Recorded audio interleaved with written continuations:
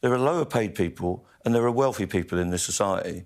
And what's wrong in this society is that there is an imbalance between the people that do the work to keep this country going, who create the wealth of our civilisation and don't get a fair share of that wealth because it's going to people who are vastly wealthy. Labour should be comfortable with backing working class people who are struggling, and one of the ways that they can redress the imbalance is through industrial action where negotiations fail.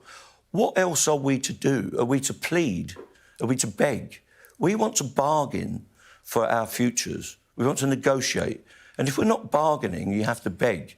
And I don't want any working class people in this country to have to beg the employers for a decent living. If Tom and Jamie and others start sacking our people as a result of taking lawful industrial action, that will lead to the complete deterioration, because we will not be able to sit with them when they're either being forced by the minister or by their own volition to sack our people for taking what, a month before could have been lawful industrial action. That will lead to a complete breakdown. I don't see how we'll resolve any disputes if hundreds of our people, maybe thousands potentially, are being booted out. It's just not going to help anyone. I don't think they want to be in this position.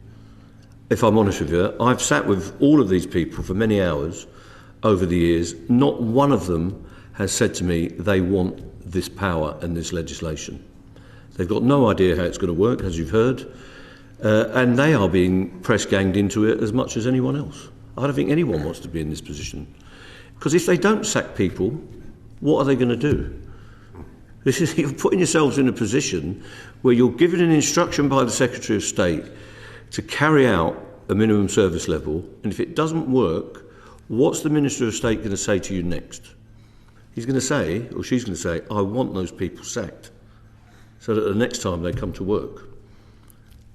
I don't know if you politicians want to put themselves in that position where they're commanding chief executives to dismiss people for taking strike action. But that's the road you're headed down. Mick Lynch has previously said he would not negotiate with the Tory government. The head of the, you've said that. The head of the. Let me finish the point. Hang on, let me finish the point. The head of the rail delivery group this morning on the Today programme said that he didn't want the government in the negotiation. We've made money available to the railway industry. It's up to the employers to negotiate with the trade unions. And what happened this afternoon was halfway through these negotiations, while they were ongoing, the unions came out onto the street and gave an impromptu press conference. I mean, there's TV direct lie. Every trade unionist that will come in front of any of you will say, we're constantly negotiating change. At the end of the Second World War, my union had 500,000 members. The railway employed 1.2 million people. That has obviously changed. We had sectoral collective bargaining all through that, and most employers had never heard of fire and rehire.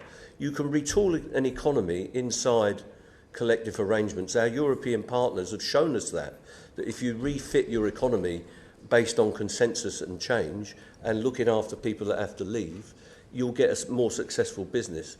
If you just guillotine the whole process, your reputation is going to be in ruin. And some would argue that you're actually striking your own way out of a job, because you're going to contribute to the railways becoming less popular, less reliable. People are going to stop relying on the railways.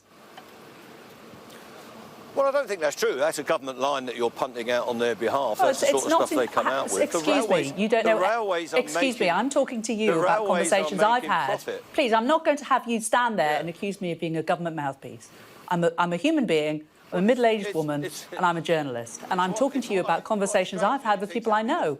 This has got nothing to do with the government. It's exactly the phraseology that I hear across the table from government ministers, almost verbatim. So there you go. Maybe you're just very in tune with what they say. You've also lied that we left negotiations on Saturday and went to a rally. There were no negotiations scheduled for Saturday. You are a liar. Right, well, there's a video of him walking out this afternoon giving a press conference. It's on videotape. And then we went back to the talks. Yeah, having said the strike's going to go ahead. You are a liar. You should be thinking about what the consequences for you are in employment law and other laws related to employment, and think very seriously if you're going to deter it. But we have got to have the power as trade unions, as representatives of the workers, to intervene where we know they're breaking the law.